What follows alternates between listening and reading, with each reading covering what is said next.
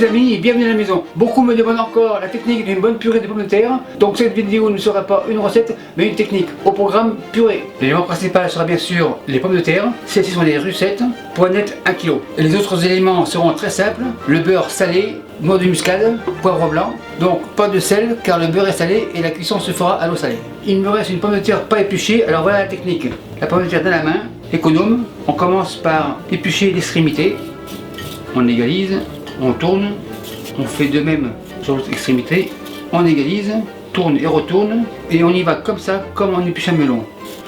La pomme de terre bien sûr a été lavée, ça m'évitera d'avoir la main terreuse. La pomme de terre ira par principe se laver à l'eau froide, mais elle reviendra. Vous comprenez que l'épluchage ne se fait pas comme un malade mental comme ça.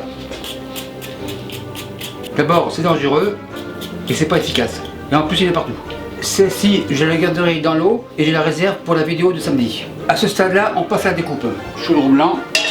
Les pommes de terre russettes sont considérées comme à chair jaune, donc couteau jaune. Je les coupe assez grosses. Ça évitera à la pomme de terre de se gorger d'eau.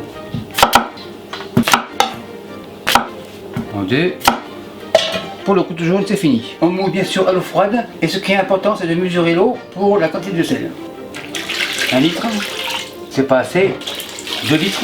Donc 2 litres d'eau, ça veut dire sel 20 grammes. Par-ci par-là, le chaudron rouge se pousse, le blanc avance, feu à fond, et quand l'ébullition arrivera, on aura pour 25 minutes. En fait, je démarre la cuisson des pommes de terre à l'eau froide pour que la chaleur rentre progressivement à l'intérieur des pommes de terre, car il fait un choc thermique pour la faire cuire trop rapidement à l'extérieur et rester crue au milieu, ce qui ferait une purée genre élastique. L'eau commence à frémir, on en a pour 25 minutes. Après 25 minutes, c'est même pas la peine de vérifier, c'est cuit. Feu éteint, la passoire, araignée. On récupère les rescapés, l'araignée à la plonge.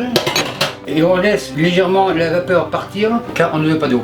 Le chaudron rouge arrive, il est émaillé intégral, donc pas de problème sur la planche. Les pommes de terre, on secoue, pommes de terre comme ça, la passoire à la plonge. Maintenant le beurre, couteau jaune bien sûr, on en met un peu partout. En fait, c'est le principe du roux quand on mélange la farine avec de l'huile ou du beurre. Encore un petit peu, c'est suffisant. Poivre blanc, une bonne pincée, par-ci par-là. Noix de muscade. C'est assez, la râpe à la plonge. Mâche patate et on écrase. Le beurre a fait son travail, mâche patate on secoue.